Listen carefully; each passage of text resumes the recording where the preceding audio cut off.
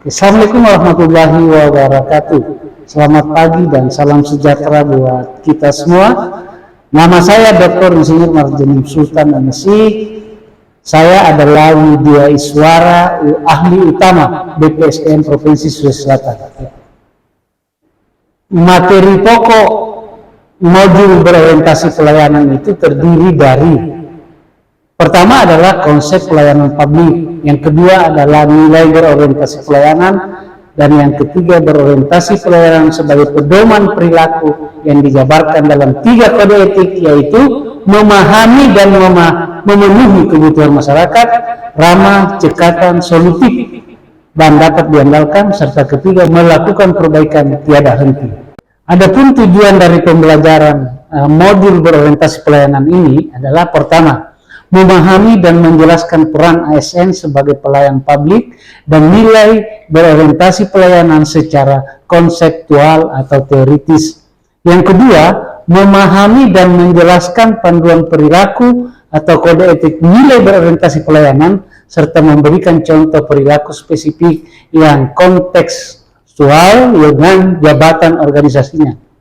Yang ketiga, mengaktualisasikan nilai berorientasi pelayanan dalam pelaksanaan tugas jabatannya masing-masing. Ya, kalau kita kembali melihat prioritas kerja 2019-2024 oleh Presiden Jokowi dan wakilnya Pak Ma'ruf Amin, disampaikan bahwa ada 5 prioritas program kerja Presiden dan Wakil Presiden. Pertama adalah pembangunan SDM, kedua pembangunan infrastruktur, 3 simplifikasi regulasi, keempat penyederhanaan birokrasi, dan kelima transformasi ekonomi. Nah, kalau kita lihat efek domino dari ASN yang tidak profesional, ya, diantaranya modelnya seperti ini. ASN tidak profesional, ya. Kemudian kalau ASN-nya tidak profesional, tentu kesejahteraan ASN sulit ditingkatkan karena pendapatan pajak tidak optimal. Demikian juga birokrasi menyulitkan serta sektor ekonomi dapat terhambat. Sedangkan efek domino dari ASN yang profesional, nah, itu dapat dilihat. ASN yang profesional itu dapat meningkatkan kesejahteraan ASN. Yang kedua, pendapatan bisa optimal. Yang ketiga, birokrasi dapat dimudahkan, dan keempat, sektor ekonomi tumbuh dengan cepat. Oleh karena itu, perlu akselerasi transformasi manajemen ASN menuju birokrasi berkelas dunia di tahun 2024. Ya, nah, dengan demikian maka yang diharapkan itu adalah dukungan regulasi. Kemudian yang kedua, perlu arsitektur human capital, strategi dan rencana efektif eksekusi yang bisa mengakselerasi. Dengan demikian maka transformasi struktural, kultural, dan digital, perlu adaptasi kebijakan dan kompetensi baru, serta adaptasi teknologi dan sistem yang agile. Nah, bagaimana ekspektasi dalam merekrut talent? Yang pertama adalah menghasilkan kinerja yang mendukung pencapaian tujuan organisasi. Kedua, terus belajar dan mengembangkan kompetensi untuk mendukung pelaksanaan strategi organisasi. Yang ketiga, menunjukkan perilaku sesuai dengan budaya organisasi dan memberikan pelayanan prima kepada masyarakat. Nah, selanjutnya, ekspektasi talent menjadi ASN. Pertama adalah terbukanya kesempatan mengembangkan diri atau belajar. Yang kedua, terbukanya kesempatan untuk mengembangkan karir. Yang ketiga, kesejahteraan melalui sistem reward dan recognition, yaitu pengakuan dan penghargaan yang adil. Dan seterusnya, adanya rasa bangga untuk berkontribusi dalam pelayanan bangsa. Nah, employer value proposition adalah titik temu dari. Nah, ini ada ekspektasi ASN dan komitmen, sementara di sebelah kanan itu adalah ekspektasi dan komitmen ASN. itu dia akan bertemu dalam satu titik. Ya. Employer value proposition ASN adalah employer branding ASN, bangga melayani bangsa, bangga melayani bangsa itu. Inilah kira-kira yang biasa kita kenal dengan berakhlak, yaitu berorientasi namanya berakhlak itu adalah berorientasi pelayanan, kolaboratif, adaptif, loyal, harmonis, kompeten, akuntabel. Inilah kira-kira harapannya ya.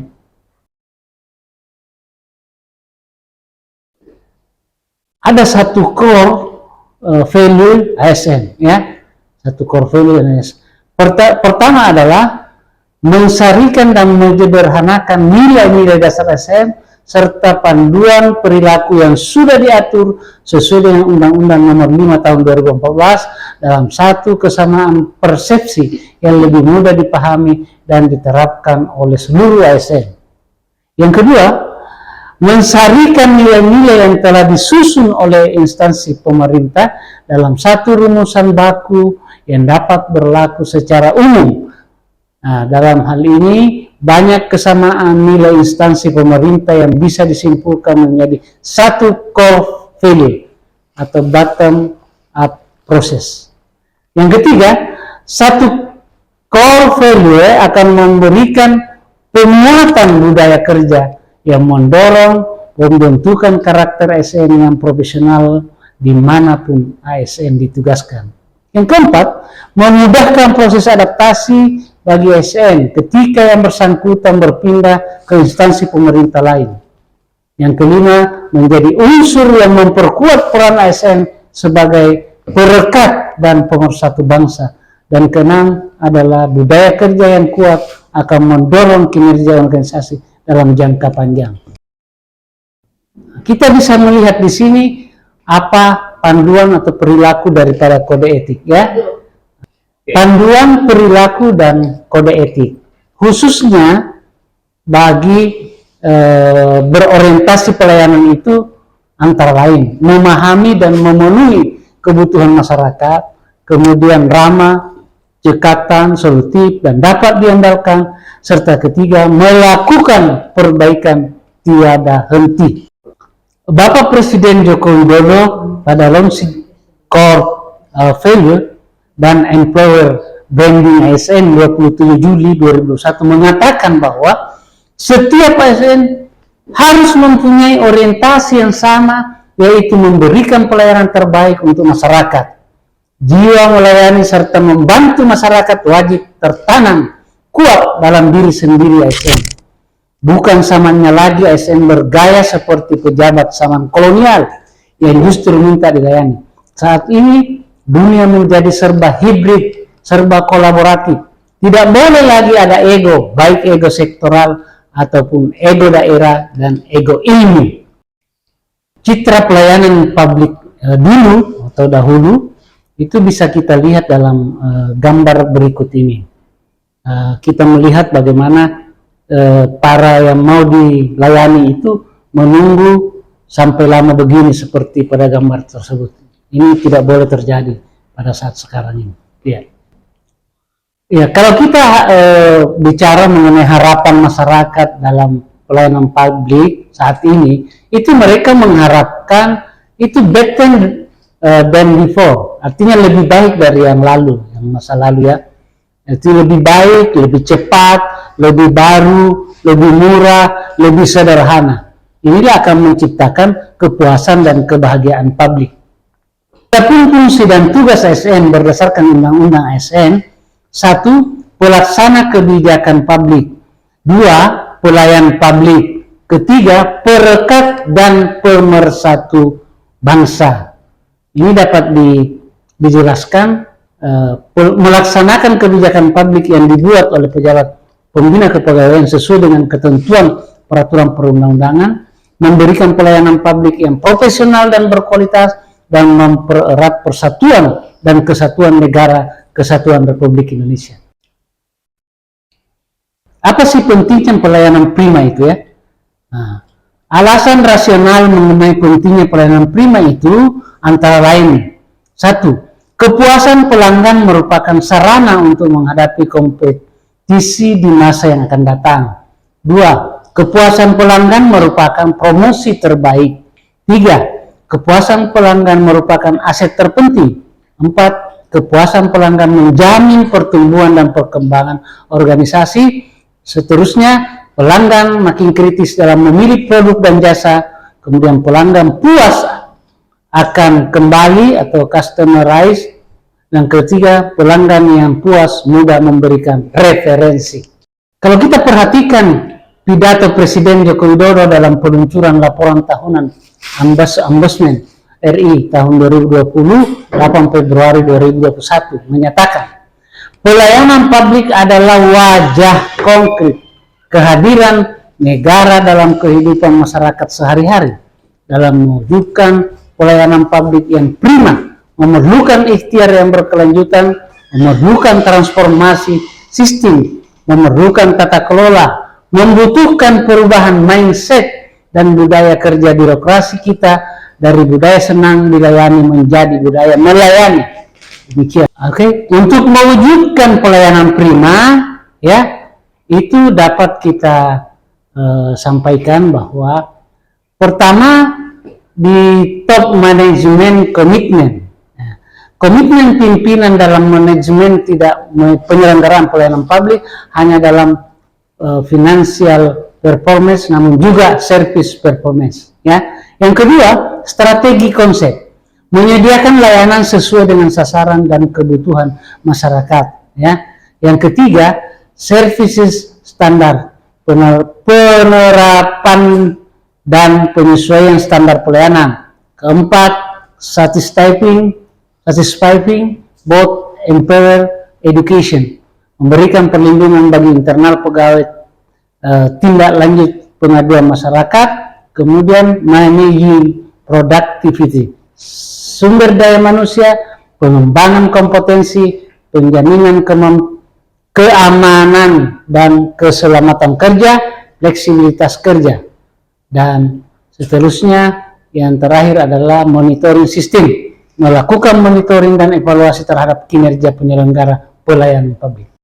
Bagaimana strategi meningkatkan pelayanan prima? Kepatuhan terhadap Undang-Undang Nomor 25 Tahun 2009 tentang pelayanan publik. 1. Menerapkan standar pelayanan dan maklumat pelayanan. Yang kedua, melaksanakan survei kepuasan masyarakat minimal 1 tahun 1 kali.